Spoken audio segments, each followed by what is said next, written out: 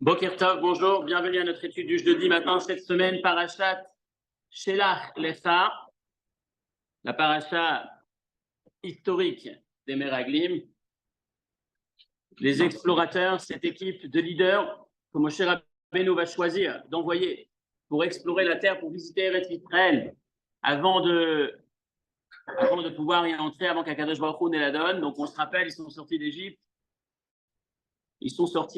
ils ont dans un premier temps,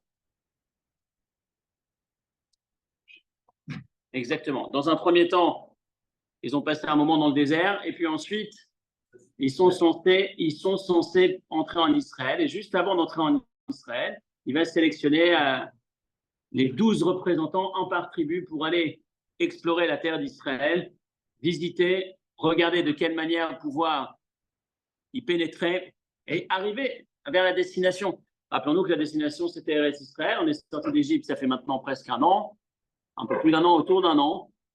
Et on va se retrouver à entrer en Israël. Malheureusement, ça va tourner au drame.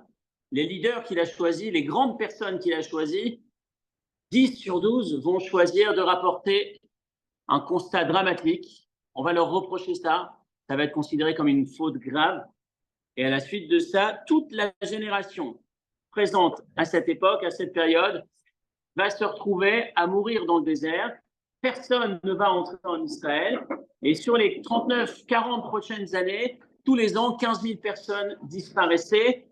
Et de manière à ce qu'effectivement, tous ceux qui étaient présents pendant ce drame, tous les adultes, tous les majeurs, pendant au-dessus de 20 ans présents, ne puissent pas et malheureusement n'aient pas la possibilité d'entrer en Israël.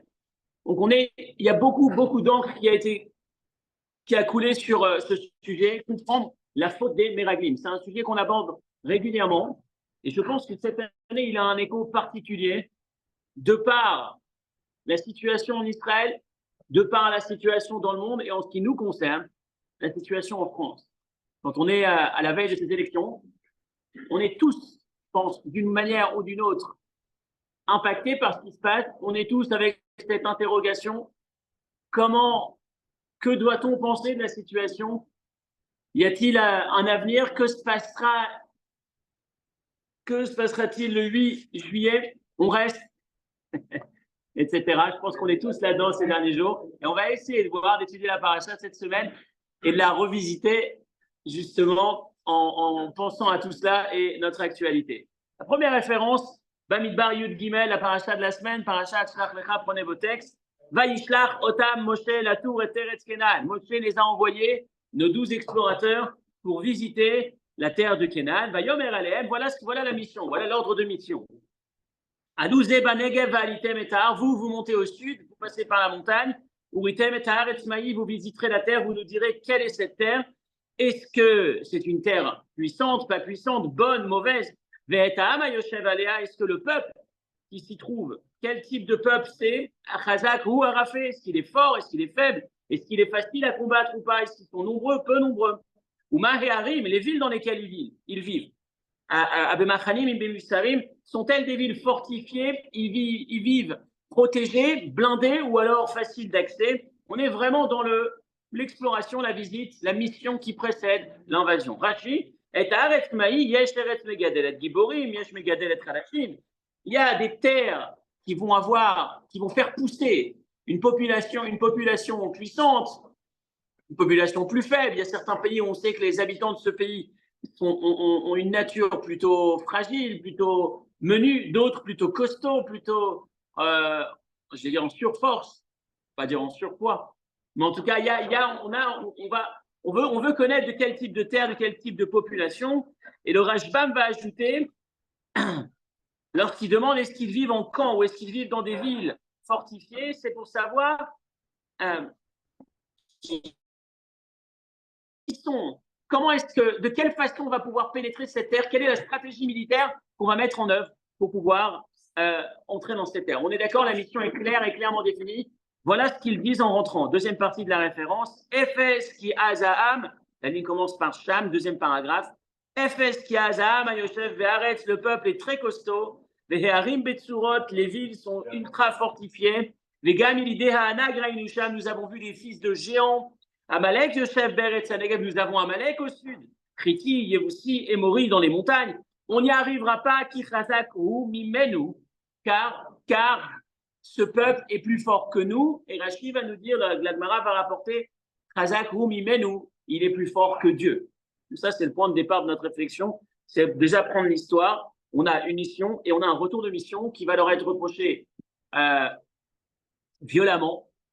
Et on va s'interroger. Notre première question va être Ramban, Nachmanide, qui est juste après. Je ne comprends pas où est la faute. Cette question existentielle, je le répète, qu'on se pose à chaque fois qu'on utilise ce texte. Mais pourquoi on leur reproche quoi que ce soit? On leur a demandé une mission, on leur a donné une mission, on leur a demandé d'effectuer une tâche. Ils l'ont effectuée avec rigueur, ils l'ont effectuée avec authenticité. Ils reviennent, ils nous font un rapport précis. C'était quoi l'objectif? De tordre le rapport? De mentir? C'était quoi l'objectif? Qu'est-ce qu'on leur reproche? Regardez les mots de Nachmanide. Ma'aso Ameraglim. Référence, première référence, dernier paragraphe. Ramban. Ramban en gras, c'est donc Nachmanide. Vehine. Pardon, je suis juste au-dessus, excusez-moi. Au milieu de la référence Sham, au milieu du paragraphe Ramban toujours. Moshe Amarlahem Uritem et Taaretz Maï. Moshe leur a demandé, rapportez-moi des photos de la terre. Dites-moi quel type de terre c'est. Il leur a dit, rapportez-moi le type de structure, comment est-ce que leurs villes sont montées. Est-ce que c'est des camps, est-ce que c'est des forteresses? Et donc la mission était de rapporter des éléments de réponse aux questions posées. Ou ma picham, ma khatatam, quelle est la faute, quelle est l'erreur qu'ils ont commise?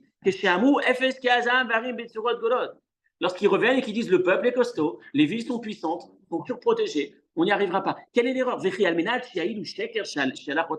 En gras, à la fin de la référence, est-ce que Moshe les a envoyés pour mentir? Vous savez, on racontait, on en parlait il y a quelques années au cours, il y avait la veille de Kippour, il y avait un rapport d'un indice, d'un renseignement israélien qui annonçait exactement ce qui allait se passer avec la guerre de Kippour, puis sa date était en train de s'organiser, etc. L'histoire raconte que le rapport a été pris et jeté à la poubelle pour pas affoler les équipes, pour pas affoler le gouvernement. Mais c'était ça qu'on voulait. J'ai envie de vous dire, on n'est pas encore à la commission d'enquête et tout ce qui est en train de se jouer actuellement pour le 7 octobre, mais on laisse attendre, c'est un peu ce qui apparaît en ce moment. Est-ce que c'est ce que Dieu demande aux Meraglim, ce que Moshe demande aux explorateurs? C'était, allez, faites-moi un rapport, regardez ce qui se passe, mais surtout, ne me contrariez pas et mentez. S'il faut, tordez le rapport. C'est ça le but que vous trouvez d'inquiétant, jetez-le à la poubelle, rapportez-moi une belle image. Pourquoi les envoyer? C'était pour avoir ce vrai rapport. Le vrai rapport, c'est ce qu'ils ont rapporté, c'était la mission. Alors, on a effectivement ce qu'on a vu les années précédentes, mais on va essayer d'aborder, déjà, on reprend la question à la base, et on va avoir deux pistes, deux belles réflexions, et on a deux questions, en fait, finalement. On va y arriver tout de suite.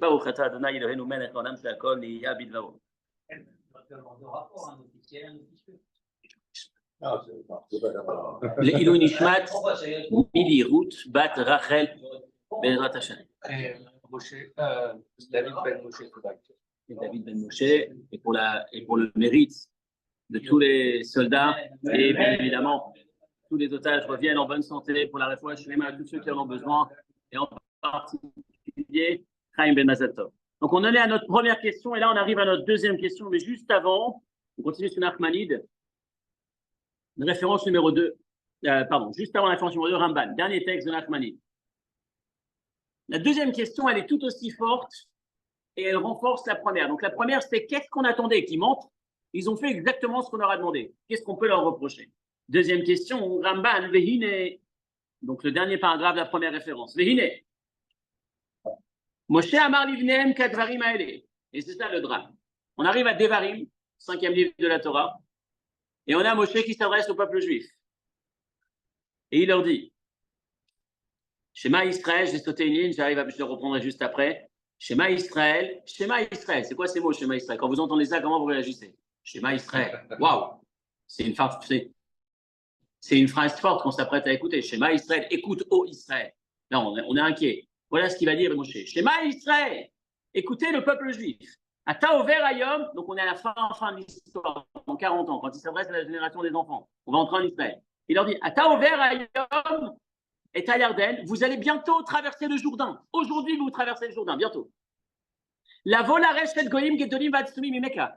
Vous allez hériter la terre des peuples Guédolim, grands, Atsumim, Mimeka, plus puissants que toi. Arim, Guédolot, Uvsurot, des villes qui sont surpuissantes, blindées, j'ai envie de dire protégées. Bashamaim, dont les murailles atteignent le ciel. Cette phrase-là, les explorateurs n'ont pas dit. Moshe l'a dit. Et il continue, vous savez, vous allez rencontrer des gens tellement puissants, des géants, et tu sais, qui peut tenir, qui peut résister à un géant.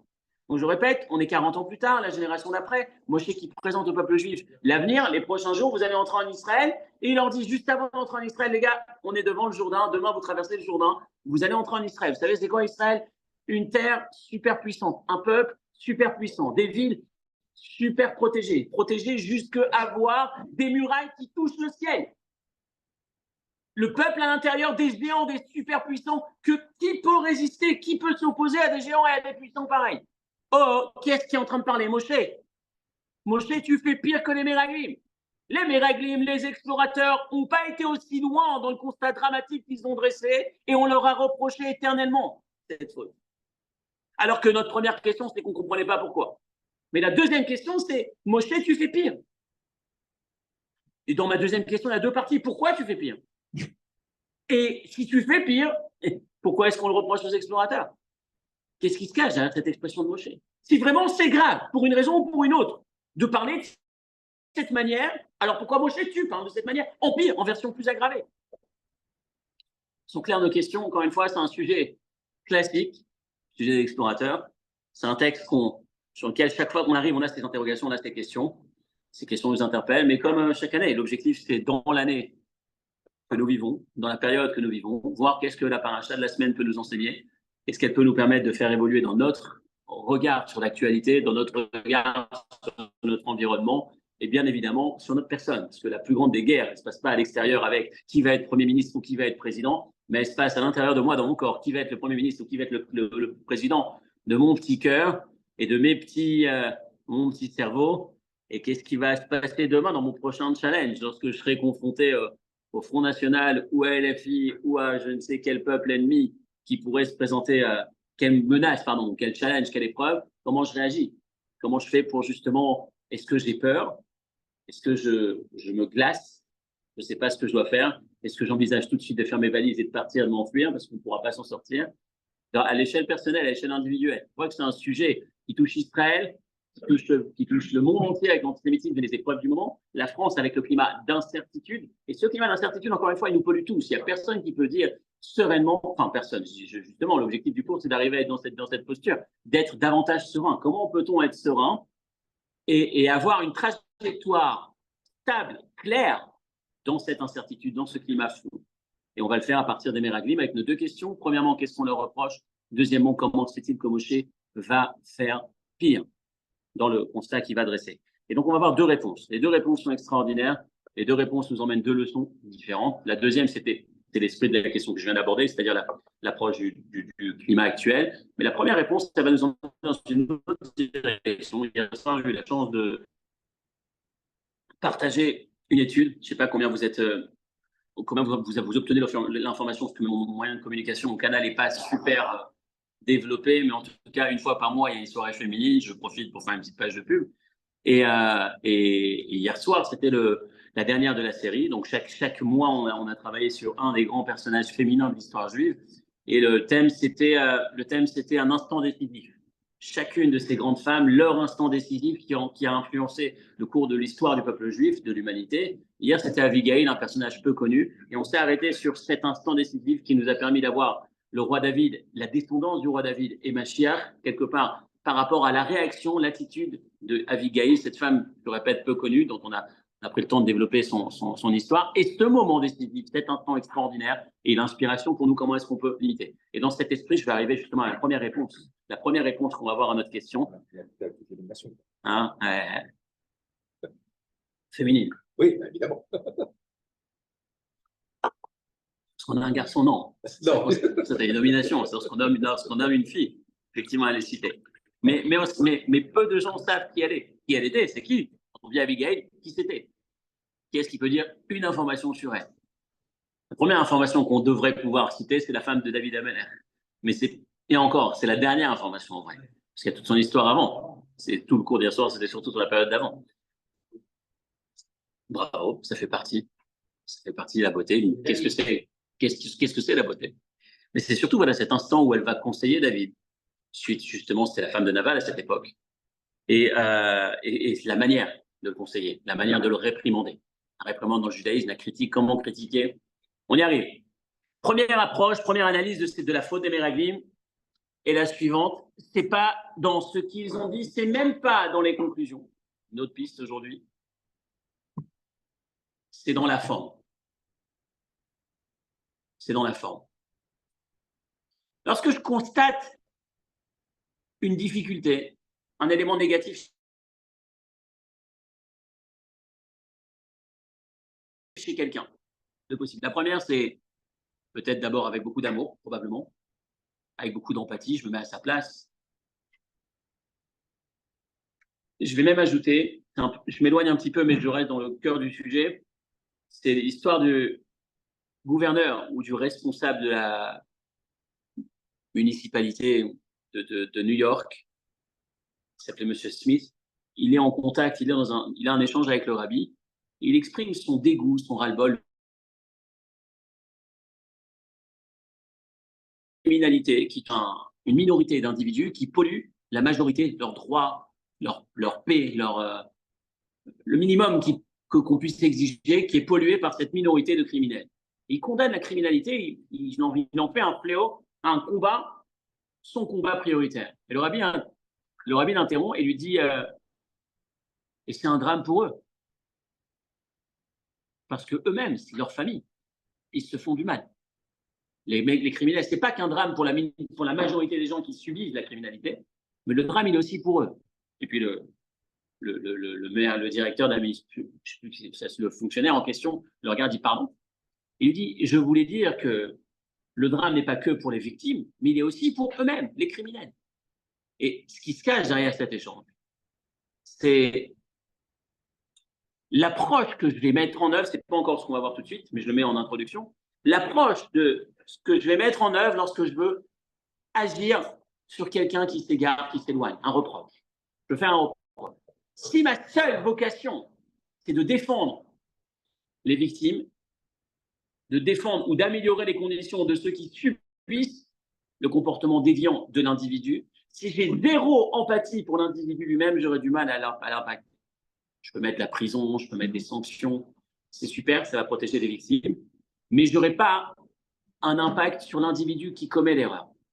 Si je veux le faire évoluer, il y a un peu d'empathie, un peu d'amour, et ma préoccupation doit aussi passer par prendre en considération le drame que représente le mal que fait l'individu, ne serait-ce que par rapport à lui-même. Il se dégrade. C'est un peu le cours de la semaine dernière, lorsqu'on disait avec Maroukva à la fin du cours, que Maroukva, lorsque cet homme-là va voir cette femme, la femme qui va prêter de l'argent et qui va vouloir justement en profiter de la situation, la femme va lui dire non, c'est du gâchis. Tu ne fais pas ça pour toi. Ne fais pas ça pour moi, c'est hors de question, tu vas faire un péché énorme, tu ne le touches pas. C'est un peu plus fin, un peu plus subtil et ça a beaucoup plus d'impact. C'est que je prends en considération les paramètres de la personne qui est dans la faille. Et quand il y a cette empathie, quand c'est fait avec cet amour, quand la personne ressent que c'est dans son intérêt qu'on lui fait le reproche, il y a plus d'impact. Je reviens l'avantage, je reviens ici.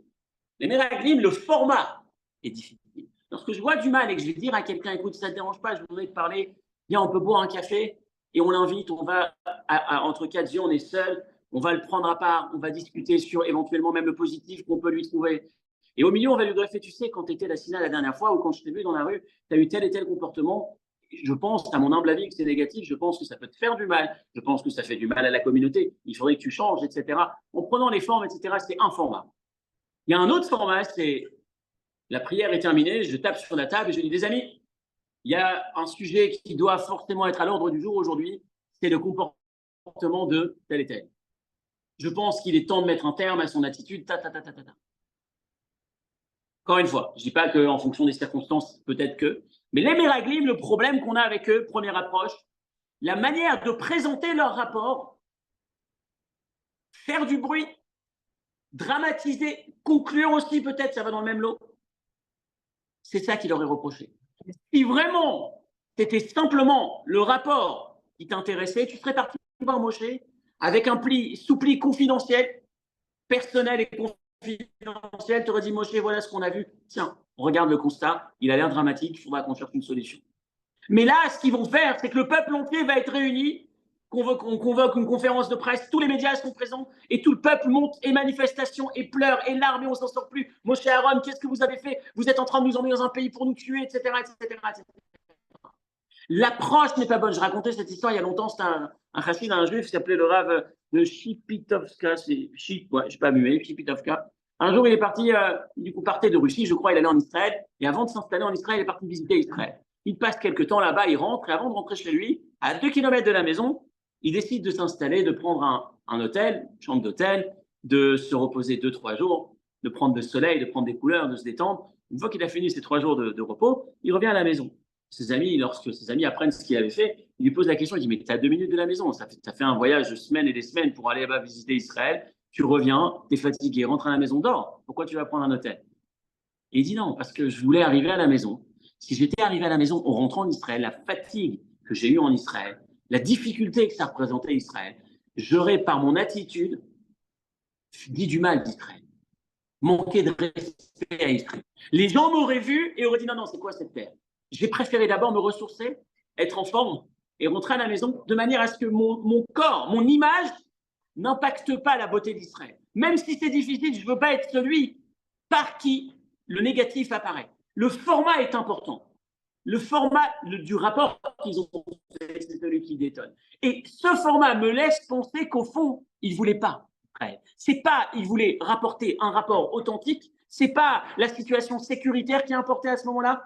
C'est qu'en vrai, au fond d'eux-mêmes, c'est Israël qui ne voulait pas. Parce que ce format détonne, me permet de prendre conscience, laisse apparaître, pardon, un mal-être avec Israël, un mal-être profond. Et l'expression que va nous dire Rashi va dire, comment se fait-il que Shelach Lecha, la paracha de cette semaine, se passe juste après la médisance de la semaine dernière de Moshe, de Aaron et de Myriam, pardon, contre Moshe, de Myriam contre Moshe? Pourquoi est-ce que les deux sujets sont l'un juste à côté de l'autre? Et Rashi va dire, parce que ces Réchaïm ne sont pas inspirés de la médisance de Myriam de la semaine dernière. Et là, on se pose la question, mais pourquoi tu cherches à mêler Myriam dedans? Myriam, elle est gentille. Elle a peut-être eu un tort la semaine dernière en disant du mal de Moshe. Enfin, le mal qu'elle a dit de Moshe, c'est Moshe, comment se fait-il que tu as délaissé ta femme? Donc, et on a expliqué dans le passé que Myriam, en vrai, ce n'était pas du mal qu'elle voulait dire. Myriam était très attachée au couple, était très attachée à la procréation. C'est celle par qui Moshe est né, parce qu'elle est partie voir son père à l'époque en lui disant ne quitte pas maman. Je sais pas, même si le pharaon a décidé qu'on tue tous les garçons, peut-être que tu auras une fille, et toi, tu es un sadique, etc. Et puis, elle a convaincu son père de revenir avec sa mère, et de cette relation est né Moshe. Donc, Myriam, c'est une femme qui est très attachée à la naissance, aux enfants. Elle est touchée de l'attitude de son frère qui laisse sa femme, donc elle va lui dire, ok, elle a fait une erreur ou une semi-erreur. Pourquoi tu veux la mêler à l'affaire des Meraglim? Pourquoi tu dis l'un est lié à l'autre? Le rabbi reprend, je pense qu'on a le texte ici, je vais le chercher tout de suite. Référence numéro 3. Lama nisvecha parashat Meraglim et parashat Myriam. Comment se fait-il que la parashat des Meraglim est à proximité de la parashat de Myriam? Les filles chez l'Akta Alice Kediba, c'est parce qu'elle a été punie pour des affaires de médisance chez Dibra Be'achia, en parlant de son frère, ou Rechaïm Alalou. Et ces Rechaïm, en faisant référence aux explorateurs, Raoult, ont assisté à cette scène vélo la Kroumoussar, ils n'ont pas tiré de leçon. Et le rabbi explique, chez Myriam Idbate Be'is Kediba. La problématique de Myriam, ce n'est pas les mots qu'elle a dit sur Moshe, c'est Iskediba, c'est pas ces mots, l'expression, une affaire, un business, une entreprise de médisance. C'est le format qui pose problème, c'est-à-dire, elle aurait dû, ce qu'on a reproché à Myriam, c'est, je suis d'accord, sur le fond, tu as un vrai reproche à faire à ton frère. Va voir ton frère discrètement, prends rendez-vous avec lui 22 heures avec un verre de thé, et tu lui dis, écoute, j'ai un truc à te dire, j'ai vu que j'ai croisé ta femme hier, et elle m'a dit que vous n'étiez plus ensemble. Et tu sais, je pense que ce n'est pas une bonne décision, même si tu es un grand homme, même si tu parles avec Dieu, moi aussi je parle avec Dieu. Et pourtant, on n'a pas quitté nos conjoints, ni Aaron, ni moi. Il n'y a pas de raison que tu fasses la même chose. Que tu ne fasses pas de même. Et il y aurait une conversation en tête-à-tête qui a davantage de chance d'avoir une efficacité, d'avoir un impact. Mais ce qu'elle a fait à la place, c'est oh, on convoque Aaron, on convoque Myriam, on convoque Moshe. Et qu'est-ce que c'est ça? Moshe, t'as laissé ta femme, t'as pas honte? Et ça fait du bruit. Iske Diba, Iske, c'est la forme. À notre époque, ce serait créer un groupe WhatsApp sur la question du jour. Ce qui s'est passé hier est inadmissible. Ce qu'on a entendu dans cette école, ce que ce professeur a fait est inadmissible. Et boum, on y va. Et les commentaires, j'ai entendu qu'il y a des gens qui souffrent, qu'il y a des gens qui vont vouloir se suicider, rien que sur les commentaires qui arrivent, qui apparaissent sur leur post. Parce que j'ai choisi de poster. Il y a une autre manière de faire, à part poster sur les réseaux sociaux. Il y a d'aller voir la personne. Si mon but, c'est réellement l'impact et faire modifier, faire élever la chose, la solution, elle n'est pas dans Iskediba, dans cette entreprise de médisance. C'est quoi cette entreprise? C'est-à-dire le format qui ne va pas. Et c'est ça l'accent qui est mis ici. Il aurait dû lui poser la question, Moshe, qu'est-ce qui s'est passé? C'est vrai que et c'est là ce qu'on reproche aux Meraglim. Ils n'ont pas menti, ils n'ont pas menti, ils ont dit la vérité. Mais le format n'était pas bon. Ils ont élargi, ils ont renforcé, ils ont exagéré, ils ont tiré sur le trait et ils ont affolé le peuple. Ils les ont affolés, ils les ont apeurés pour les empêcher de monter en Israël. Ça, c'est notre première approche, notre première explication aujourd'hui. Je puisse savoir à côté. Merci. Première explication et première leçon pour nous. Donc, je l'ai un peu mêlé à ce que je disais hier soir dans un contexte différent. Par rapport à Meraglim, mais ensuite je vais revenir à l'extrapolation que j'ai fait. Par rapport aux explorateurs, c'est le format. Le format, faire attention, si véritablement ton intérêt c'est de faire évoluer, tu vas trouver un cadre qui est plus propice que simplement faire du bruit. Et dans le contexte, la touche que j'ai ajoutée, c'est si je veux faire un reproche et que mon objectif c'est que ça puisse impacter, la première question que je dois me poser, c'est est-ce que je le fais pour moi ou est-ce que je le fais par amour ou par empathie pour lui, pour l'autre.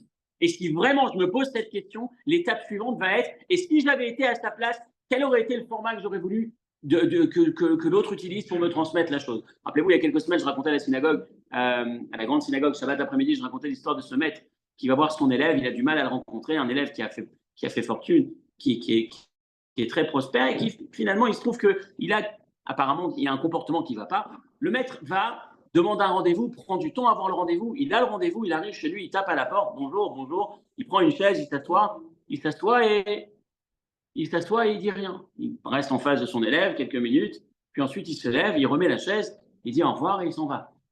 Et l'élève dit, Rabbi, c'est gentil, vous avez pris du temps, vous avez pris le rendez-vous, mais vous voulez me dire quelque chose? Non, rien. Il dit, mais pourquoi vous êtes venu? Il dit, je suis venu accomplir une mitzvah.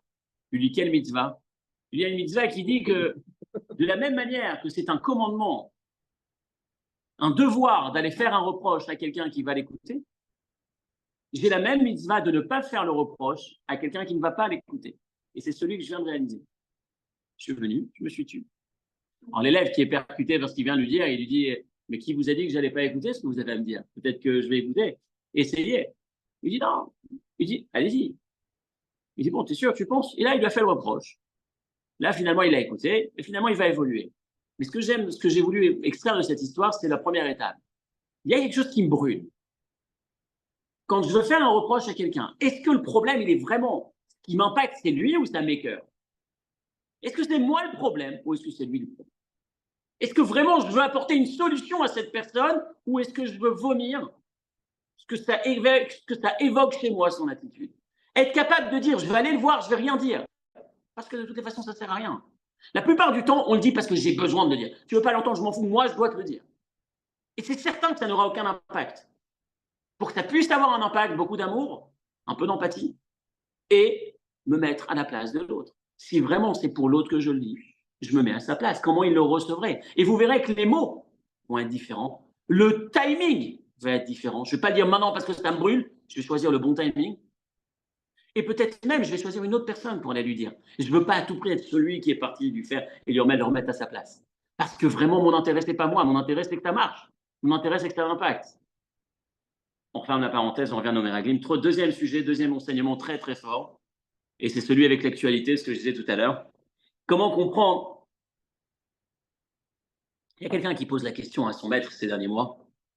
Le 7 octobre, ça nous a tous bousculés, ça nous bouscule encore. C'est toujours pas réglé. Et il lui dit, tiens, on entend de plus en plus, depuis la Cour de justice internationale, jusqu'aux gouvernements étrangers, jusqu'aux bien-pensants du monde entier, qui vont nous dire, oui, mais le gouvernement israélien, il n'est pas complètement blanc-blanc. Il y a des remises en question. La démocratie, ce n'est pas tout à fait ça. On a encore la Cour suprême en Israël qui va estimer que le traitement des prisonniers du 7 octobre n'est pas suffisamment à la hauteur parce que l'alimentation qu'on leur donne, c'est des saucisses, et dans ces saucisses, c'est pas super sain, il y a un peu trop de gras. Enfin, c'est affolant. Et des fois, on se pose la question, on se dit, la question qui était posée en termes de démocratie, dans 30 ans, comment on va faire? Dans 30 ans, les Palestiniens seront démographiquement encore plus importants, les Arabes israéliens seront encore plus importants, et donc dans 30 ans, logiquement, on n'aura pas plus de majorité. Donc en termes de démocratie, comment on fera pour s'en sortir? Question qui peut perturber. Alors il y a ceux qui vont dire, pour éviter ça, première approche, bah, il suffit juste qu'on lâche une fois pour toutes, qu'on se remette dans les frontières derrière la ligne verte, et puis tout ira bien. Ils auront leur morceau de terrain, 2 États, etc., et ce sera réglé. Et il y a les autres qui vont dire au contraire. Si déjà à cette distance, regardez ce qu'ils ont fait, si on se retire encore, ça veut dire qu'ils vont habiter, ils vont être installés à 10 minutes de l'aéroport. Vous imaginez ce que ça veut dire si on les laisse se rapprocher? Donc il faut à tout prix préserver. Il y a cette incertitude. Que doit-on faire dans le climat actuel pour préserver l'avenir de nos enfants, pas dans 1000 ans, dans 10, 20, 30 ans, et peut-être même dans 10 jours? Et cette question-là en Israël, comme je le disais tout à l'heure, et on a en France, avec combien de personnes j'ai parlé cette semaine, ces 2 dernières semaines, mais vous pensez quoi? Et si on a ces 2 extrêmes au deuxième tour, on fait quoi? À droite, à gauche? Et finalement, c'est vrai que c'est des extrêmes. On a toujours dit ni. Il ne fallait surtout pas les extrêmes. Et maintenant, est-ce que, etc., etc. Et qu'est-ce qu'on fera, etc.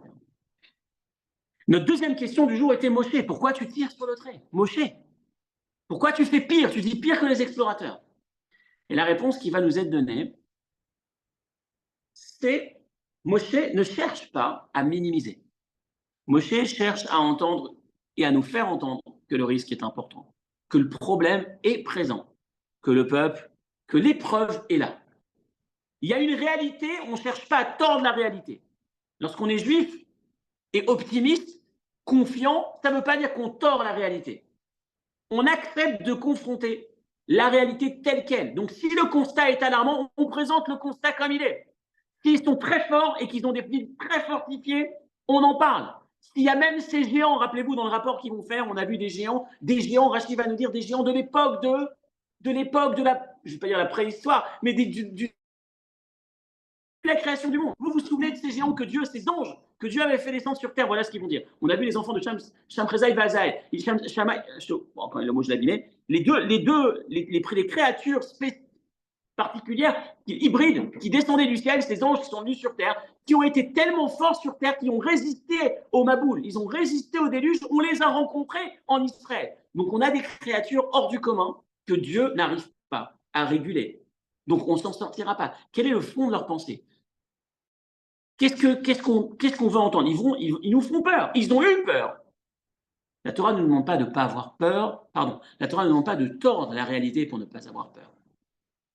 La Torah nous demande de regarder la réalité comme elle est, mais ne pas avoir peur. Comment on fait pour ne pas avoir peur? Il y a 2 solutions. Rappelez-vous de cette image. C'est cette expression que j'aime beaucoup. C'est au lieu de dire à Dieu combien tes problèmes sont grands, raconte à tes problèmes combien Dieu est grand. C'est une phrase tellement, tellement, tellement forte qui peut nous mobiliser aujourd'hui, qui peut nous renforcer aujourd'hui. Le regard que porte la Torah, c'est pas ignore la peur dans le sens où il n'y a pas à avoir peur.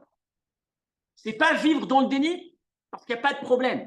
Le problème est là, c'est le problème, encore une fois, la difficulté est là. Israël, si je reprends l'histoire de Moshe Rabbeinu, c'est des gens, c'est des puissances, c'est des géants, c'est des villes, c'est compliqué, c'est très compliqué d'entrer. La question va être, et l'étape d'après? Et alors? Le et alors que la Torah nous demande, attends qu'on ait, et l'erreur des Meraglim, c'est raconte à ta peur que Dieu est là. Et qu'il ne s'agit pas de n'importe quoi, il s'agit d'Eretz Israël.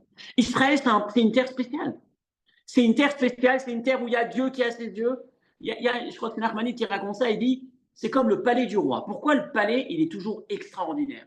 La raison pour laquelle un roi va avoir un palais extraordinaire, à part le confort, il y a autre chose. C'est que pour que son règne puisse atteindre ceux qui habitent loin du palais, ceux qui ne sont pas dans la ville, dans la capitale, pour qu'eux aussi soient impressionnés par le roi, pour qu'eux aussi respectent le roi et ses lois, ils ne connaissent pas le roi, ils ne le voient pas, ils n'entendent pas parler de lui. Mais quand une fois ils vont en ville, à la capitale, une fois ils voient, waouh, le palais, mais c'est monstrueux ce qu'il y a, la puissance de ce roi, ils partent avec, waouh, Dieu est là, le roi est là, pardon. Dans l'image, Israël, c'est le palais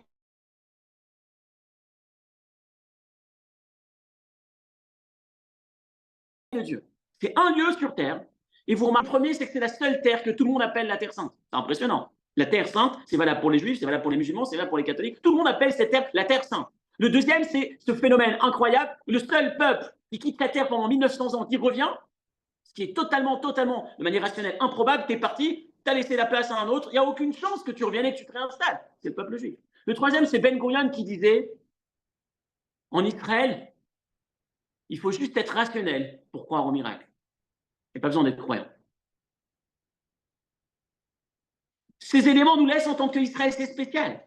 C'est le palais du roi. Et tu crois que ce palais, Dieu va envoyer les militaires de seconde zone, de seconde classe pour venir combattre. Tu crois qu'on va aller seul avec nos forces combattre ce puissant? La réalité, je reviens. Le constat, le rapport, il est vrai, il est authentique. Tu le dis exactement comme il est. Moshe va le dire encore plus fort et vous allez voir pourquoi. La réalité, elle est comme elle est. On ne cherche pas à la masquer, à la tordre, la réalité. Mais ce que le juif sait, c'est que malgré cette réalité, je ne dois pas avoir peur parce que je ne suis jamais seul. Akadosh Baruch Hu est avec moi. Là, on revient un peu sur la conclusion. Maintenant, j'ai ajouté dans la conclusion. Pourquoi la conclusion est mauvaise? Parce que pour nous, là, l'enseignement, à part la dernière étape qui est moi dans ma vie, mais déjà dans le contexte actuel, dans le contexte, dans le climat actuel, tu te poses la question, qu'est-ce qui va se passer dans 30 ans? Je te donne la réponse, regarde ce qui s'est passé depuis 70 ans. Dieu. C'était 1990, la guerre du Golfe. Très intéressant cette image, je l'ai racontée il y a quelque temps. Les Scuds qui tombent tous les jours. À cette époque, ce n'était pas encore le dôme de fer. Il y avait les Patriotes. Waouh, les missiles anti-missiles. Une invention américaine. Et puis, je ne sais plus le nombre de Scuds qu'il y a eu. Pas un seul qui a retiré la vie à une personne.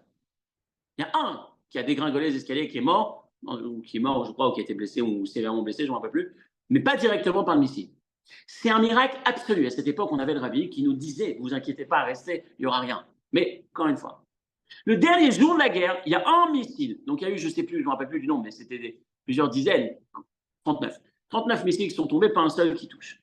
Le dernier jour de la guerre, il y en a un qui tombe sur un camp américain, de l'armée américaine, en Arabie Saoudite, je crois. 100 morts. 100 morts.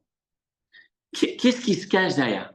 En fait, pendant les 39 premiers, tous ceux qui arrivent sur Israël, on a toujours au fond de nous-mêmes le waouh, c'est extraordinaire. Et à côté, le bah, c'est normal, il y avait les patriotes, il y avait les Américains qui nous aidaient et tout. C'est exactement ce qui s'est passé la nuit où l'Iran a envoyé 300 missiles.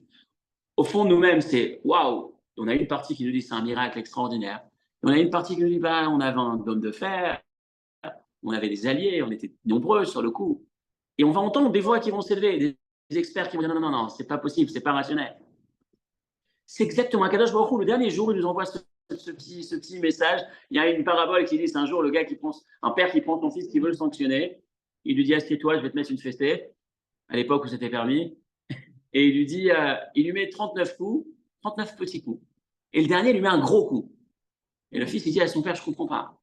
Pourquoi les 39 premiers, c'était léger, je n'ai pas senti grand-chose. Et le dernier, tu m'as mis un gros.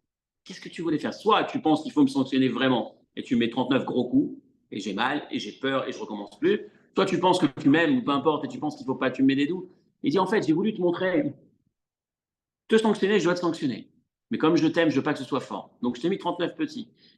Mais pour pas que tu penses que je ne pouvais pas les mettre, qu'il n'y avait pas autre chose, le dernier, je l'ai voulu te montrer ce à quoi tu as évité. C'est un peu ce qu'Akadosh Baruch Hu nous fait, il nous envoie des signes quelque part. C'est vrai que la réalité, elle est comme elle est inquiétante. Mais ne te fie pas à cette réalité pour tirer ces conclusions qui vont te laisser avoir peur. Ton rôle, c'est de continuer. Ton rôle, c'est d'avancer. Ton rôle, c'est de continuer à avoir confiance. Tu n'es jamais seul, il y a toujours un Akadosh Baruch Hu avec. Garde cette confiance. Rappelez-vous ce qu'on disait. La question n'était pas est-ce que tu peux entrer en Israël, c'est comment entrer en Israël. C'est sûr que tu peux. Y arriver, tu arriveras. Et c'est là le sens de cette phrase, lorsque Dieu dit c'est aussi difficile de les marier ou de leur trouver une parnassa que d'ouvrir la mer. C'est quoi l'histoire de l'ouverture de la mer Rouge? L'ouverture de la mer Rouge, c'est Dieu qui va ouvrir la mer, mais à condition qu'il y en ait un qui soit capable de se jeter. Il faut se jeter. Si tu te jettes à l'eau, alors il ouvre. L'esprit de tout ça, C'est regarder la réalité, être capable de se dire, malgré tout, si je dois avancer, j'avance. Et lorsque j'avance, je m'aperçois que Dieu il ouvre les portes, il fait tomber tous ces obstacles. Mais il y a cette difficulté du départ. Trouver la personne qui est capable de ne pas procrastiner, si on le prend à un niveau plus faible, de ne pas se dire, il y a un psychologue qui disait, c'est plus, on a la peur de perdre qui est plus importante, qui est tellement plus importante que l'envie de gagner, qu'on est prêt, qu'on a plus peur de perdre 100 que de gagner 130, ou l'expression qui citait Kahneman, c'était 130. Et il disait, finalement, c'est ce qui fait qu'on est paralysé, on est ralenti, on n'avance pas. Le message de ce texte, je voudrais le dire d'abord à l'échelle globale, puis ensuite à l'échelle individuelle. Vous l'avez dans le texte qui est en bas. Je retrouve le bon passage. Référence numéro 4. Le début, c'est Devarim, et juste après, c'est Sirat Ekev. Moshe Mesaper Barichut Adibour. Moshe développe en longueur la puissance du peuple et des peuples qui sont en Israël. Pourquoi il nous fait peur? Kedel Lamed et Malat Ayudi. Shalaf Koach Hagoyim Agdolim Va'atsumim. Pour nous faire prendre conscience que même si naturellement on ne peut pas s'en sortir, et comme quand on reprend la carte d'Israël aujourd'hui, on voit le bleu et le vert, on s'aperçoit que de manière rationnelle, il n'y a aucune chance. Malgré tout, vous pouvez quand même y arriver. Parce que Hashem Elokecha hu ha'over lefanecha. Parce que Dieu est avec toi. Le simple fait de décider d'y aller et de réussir, c'est ce qui va faire qu'il va gagner. Comme 3 lignes à partir de la fin de la référence numéro 4, l'avant-dernier paragraphe. La Torah ne nous dit pas que le non-juif, que l'obstacle, que l'ennemi, lorsqu'il s'agit de l'ennemi, n'a pas de force. Elle ne dit pas qu'il est faible, t'inquiète pas, il est faible. Il est costaud, il est présent, il est puissant. Parce que si je t'avais dit qu'il était faible, le je serais sorti dans la rue et je dis waouh, il est fort, j'ai peur, on ne m'avait pas dit ça. Moi, j'avais lu dans la Torah que personne n'est fort contre moi. Donc la Torah ne te ment pas, ne te fait pas vite dans le délit. La réalité, c'est qu'il est fort, il y a un obstacle important. Mais il y a des peuples puissants, très puissants. Et malgré tout, je te demande de ne pas avoir peur. Parce que Dieu t'a donné la force de les surpasser. La finesse, c'est que parce qu'il y a cet obstacle, c'est la révélation et l'information que tu possèdes, les ressources. Parce que tu as une épreuve, c'est l'information, c'est la bonne nouvelle. Si je te mets une épreuve, c'est que tu as les ressources. Donc là, l'épreuve, si je te dis qu'il n'y a pas d'épreuve, c'est que tu as peu de ressources, mais d'un coup, tu rencontres une épreuve, tu as peur. Non, elle existe. L'épreuve, elle est réelle, dans le sens où la puissance de l'obstacle est là. Mais la puissance de l'obstacle, là, je le prends à l'échelle globale, mais c'est beaucoup plus simple à l'échelle individuelle, dans notre vie. J'ai un obstacle, j'ai l'impression que j'y arriverai pas, je ne peux pas le surmonter, je ne peux pas le dépasser, je ne peux pas avancer parce que, regarde, il y a une épreuve. C'est quoi? Qu'est-ce que l'épreuve vient m'enseigner? L'épreuve vient m'enseigner que tu possèdes des ressources et qu'il est temps de les mettre en avant. Je me mets devant toi, pas pour que tu restes ici, que tu ne bouges pas. Encore une fois, en faisant ce qu'on appelle en hébreu les kélim, en mettant en œuvre ce qu'il faut pour le faire de manière intelligente. On appelle ishtadlut en général, c'est-à-dire prendre des conseils, s'interroger. On ne parle pas du gars qui dit je vais sauter du 100e étage, il y a une épreuve, dépasse-la et tu t'en sors. Encore une fois, en ayant la bonne analyse avec les outils qu'Akadosh Baruch Hu nous donne, mais avec cet optimisme à l'échelle individuelle, avec cet optimisme et avec cette conviction que si mon chemin il est là, que si mon développement il est là, que si ce que Dieu attend de moi c'est d'aller là, je ne dois pas me laisser impressionner. Et comme la mer Rouge, c'est quand je décide de passer le pas, de dire je me jette, j'y arriverai, je fais fi des épreuves qui peuvent se présenter à moi, c'est là où Dieu fait le miracle. Et je vous dis, si vous regardez dans vos vies à vous, vous allez vous apercevoir du nombre de fois où c'était vrai. Moi, je viens de vivre ça il y a quelques jours, où je suis dans une situation où je ne vois pas, je tourne dans tous les sens, je ne vois pas de solution. Et on fonce quand même, on se dit on n'a pas le choix, on doit avancer. Sur place, on ne s'aperçoit pas qu'il y a eu des miracles. C'est quand quelques jours plus tard, on se retourne, on se dit waouh, mais t'as vu tout ce qui s'est fait pour que ça puisse se faire. Le nombre de fois on a ça dans notre vie, on démarre un projet, on démarre quelque chose, on est motivé, on trouve un cadre rationnel qui nous dit tu vas y arriver. Maintenant, quand on avance, on voit que rationnel, tu passes pas. C'est impossible que ça se fasse. Mais on se dit mais mince, le bien c'est là, le chemin c'est là, donc on continue. On continue à le faire, on avance. Il y a des moments tellement flous, tellement puissants, on ne voit pas ce qu'on fait. C'est dur. Mais quelques temps après, on se relève, on regarde derrière, on dit j'ai fait ça, on a réussi à passer ça. C'était impensable. Ça, c'est la leçon à l'échelle personnelle. Donc, je reprends à l'échelle collective du climat actuel. La réalité du terrain, elle est ce qu'elle est. Et je ne suis pas là pour faire une analyse politique. Est-ce qu'il faut être plus ferme, moins ferme avec les Palestiniens? Je ne rentre pas dedans, ce n'est pas encore une fois. Chacun a son avis et il y a probablement un argument qui est plus fort que l'autre, mais je ne rentre pas dedans. Je ne suis toujours pas là pour faire de la politique en France.